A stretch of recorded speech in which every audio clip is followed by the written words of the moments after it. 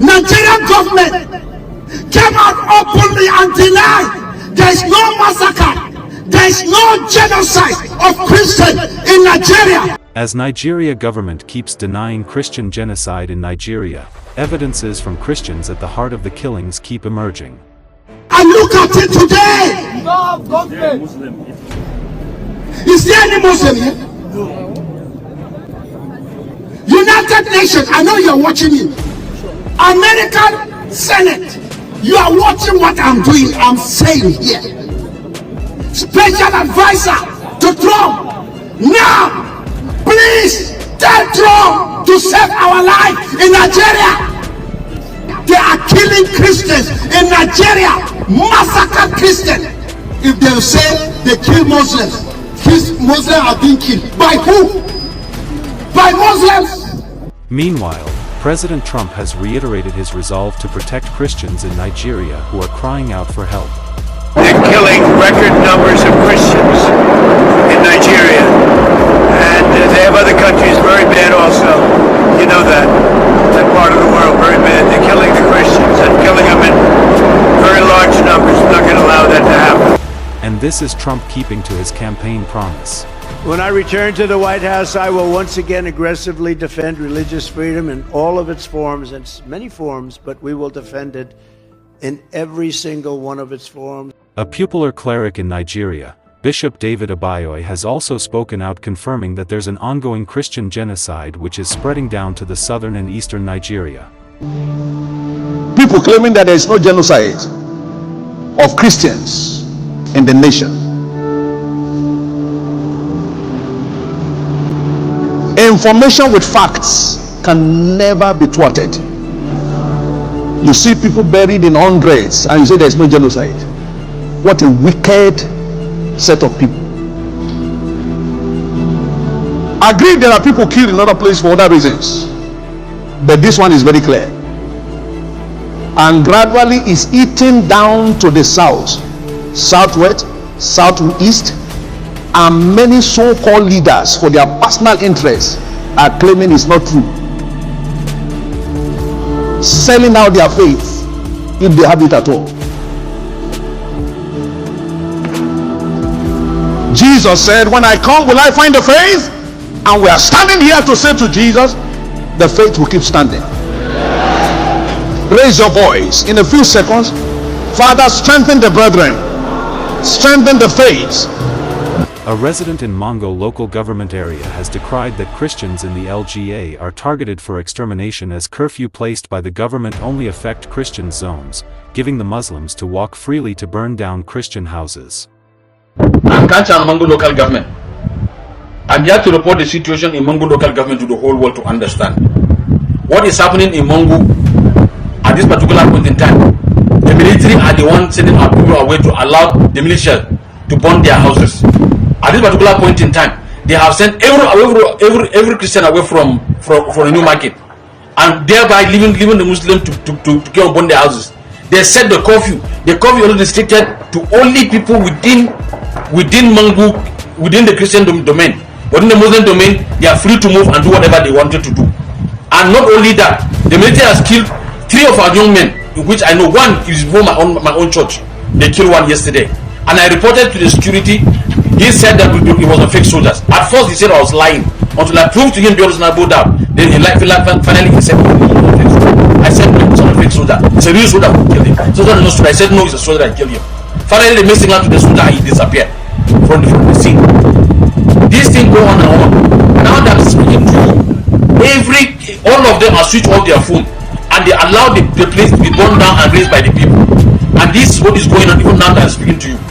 The people around in Gindri Junction, down from this side, Lagiri side, down there, their houses are now at place because the soldiers protected them and they allowed them to burn people's houses. They are not doing anything about it.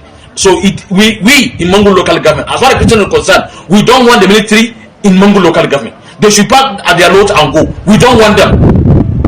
We don't need them and we don't want them because the plan they have been bought, they have been paid with the price to carry out their duty what they are doing. So that reason I'm saying and I'm calling the whole world to understand that this thing should stop and people should come to our rescue to save us. If not, that that is an evil plan for them to destroy Mongo local government, because the governor is from here, and we are not going to allow it. We are going to fight with less of the government until they kill us all. The military should keep on killing us. We are accepting to kill us, but we are not going to stop. We are going to penetrate. I will say personally, I organize the whole Christian in Mongo local government. We are going to fight. We are not going to stop, and that is what I said. If this does not stop, we are going to call a meeting for pastors, and we are going to make an arrangement for that, because that is enough is enough. We have tried all to make a peaceful living. We have cried and make cry, but the government is not listening. If they should not their phone, where they should take our cry to? That's my plea. Thank you. Meanwhile, a cleric narrates how Christian sisters are raped by Fulani terrorists. That hospital. That hospital. There are girls that were taking care, the Fulani girls. There are Christian girls that are taking care of their beloved ones. The Fulani girls are also there, so they were all mingling together. Everybody was after his own, caring for the admitted ones. The mother of the other girl that was admitted, she was there. But when the Fulani terrorists came in the night and robbed the hospital, they kidnapped 2 people. All of them are Christian girls. They raped them. One escaped. Near the mountains that is behind, the rocks that are here, they released them around 12 midnight. They have to scroll in pain, crying. They resurfaced in the hospital again. The nurses that were on duty, they took over. Even as the time that I came the following day, there was still blood stain on their clothes. After they removed, they put another one, blood was still rushing. This is the life of Christian in Nigeria among the Fulani terrorists, the Islamic terrorists. Now, listen to this interview from CBN News exposing the Nigerian government complicity in the killings. The 14th of the night actually of the October the 14th, 15 people were killed in the area south of Jos, precisely 15 to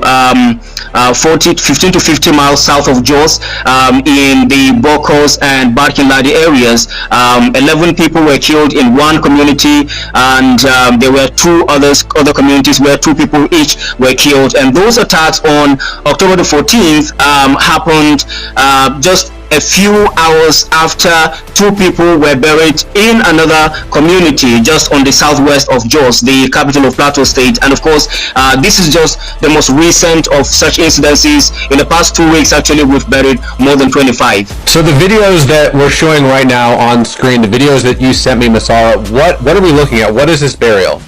Yeah, so that was the burial of the 11 victims of 11 victims of the attack, attack of October the 14th in the village of Rachas. It's spelled Rachas, located in the Haipang district of Barkin-Ladi County or local government in Nigeria. So this area is home to the only airport, and of course it's an international airport. It's called the Yakubu Gowon International Airport in Plateau State, which is heavily guarded. And this community has 2 prominent military checkpoints on the north and south of it. It's actually located on the highway, and of course these checkpoints are just located about 1 mile away from this community on both sides of the road. But then again, this attack was launched and 11 people were killed, 5 of them children from ages 2 to 5 actually. And of course, you look at those videos, I didn't share the most gory part. Of course, a lot of them you will see their brains hanging out. Of course, they shot them in close range, chiefly while they were sleeping at about 10 p.m. local time. Well, Masar, let me ask you this question. As you know, the Nigerian government is pushing back against these reports. I'm actually going to be interviewing some members of the Nigerian government here soon to hear their side of the story. But why, in your estimation, is the Nigerian government so anxious to say that what you're reporting and what all your colleagues are reporting at Truth Nigeria is in some way not accurate, or it's more of a tribal clash, it's not a genocide, it's not a Christian persecution? How would you respond to this push by the Nigerian government to, I don't know the word, maybe cover up what you guys are reporting? Yeah, so first of all, it's the culture of complicity, and secondly, the culture of denial, and of course, the corruption that is so endemic in Africa's most populous country, right? So, first of all, most of these attacks are carried out in the full glare of the military, in the under the full watch, the watchful eyes of the military, and most of these military, these soldiers actually, sometimes when you get to them, you interact with them on a personal level, they tell you that usually they would have to wait for orders from Abuja, which never come, and sometimes they would have to wait for logistics. Sometimes they have vehicles without even gas. So how do they even respond? So sometimes it's really difficult actually to get these guys to even respond at the time you want them to. So that's actually part of the administrative problems that we have.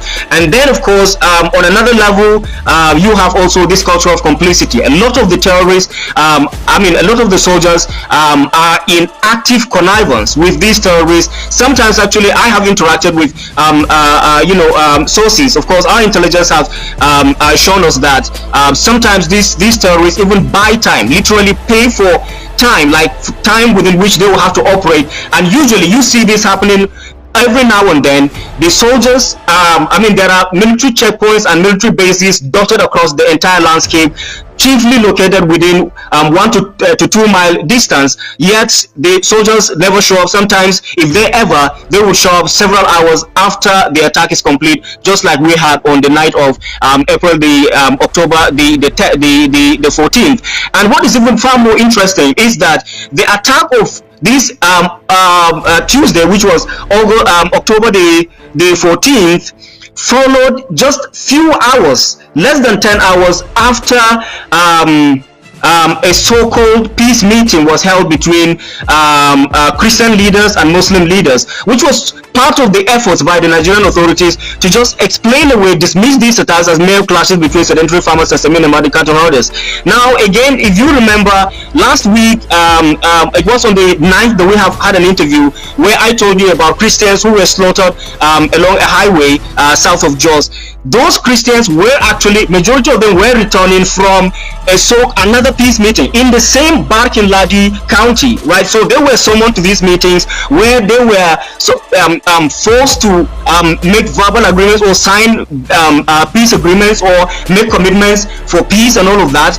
And after these meetings were completed, the participants on their way back were ambushed on the way and they were slaughtered. The same way this particular incident happened, they went for peace meetings and came back, and then they were slaughtered in their homes. Chiefly, all of the peace agreements or the peace meetings that have been organized by the army or by the Nigerian government have always been followed by mass murders. And then again, this brings the question, who is doing what? Who is telling who what? Because it looks apparently that these peace meetings are only aimed at getting the Christian side to just relax their guard, to just feel that we're secured and nothing is going to happen. The perpetrators have now agreed to now ceasefire, only to give room for them to come and sweep and just carry out more and more murders. Now that's on the part of the complicity that I talked about. The economic aspect of it, right? The corruption. Nigeria lives on foreign loans. Chiefly on foreign loans. That's on the one hand. Secondly, again, many Nigerian politicians have friends and allies and business and interests overseas, chiefly in the United States, and they feel that if this narrative, this campaign against the ongoing genocide succeeds, then Nigeria is going to be relisted as a country of particular concern, and that could mean sanctions, that could mean restrictions, trade restrictions, that could mean restrictions on arms purchase, that could mean restrictions on loans, that could mean restrictions even on travel against certain politicians. And that is what they don't want. That is what they're trying to push back against. And now, of course, I have said this over and over again. If they have the evidence to prove that this is not a genocide. Let them bring it forward and not bring up arguments and just campaign and just debates all the time. Each time we come on interviews like this, we are coming with hard truth. We are coming with evidences. We are coming with videos, with timestamps, and with GPS stamps and all of that, which are verifiable. What do they have that is verifiable to counter what we have? Meanwhile, some years back, an ex-intelligence officer, Colonel Olawanmi, accused those in government of trying to Islamize Nigeria, pointing out that the heads of the military in the country know those sponsoring the terrorists. And there are some hardliners in this government that are sponsoring this kind of narratives. They just want to show that they can Islamize this country. They think about Taliban, they think about the Mujahideens, and they want to replicate it in this country. And they don't care what happened. They simply don't care, as long as at the end of the day there's Sharia and there is whatever thing they have in their head they want to achieve. So these people that are sending messages are sponsored by Nigerians. So some people in this country have this mindset, and we must tell the truth. If you tell the truth, you die. If you don't tell it, you die. Some people have this mindset to Islamize the nation, and they are in the government, and people know them. The DSS know them, the NIA know them, the DIA knows them, because it is the DIA that conducted the operations that arrested these sponsors. Thank you for watching. Do like, comment, share and subscribe for more.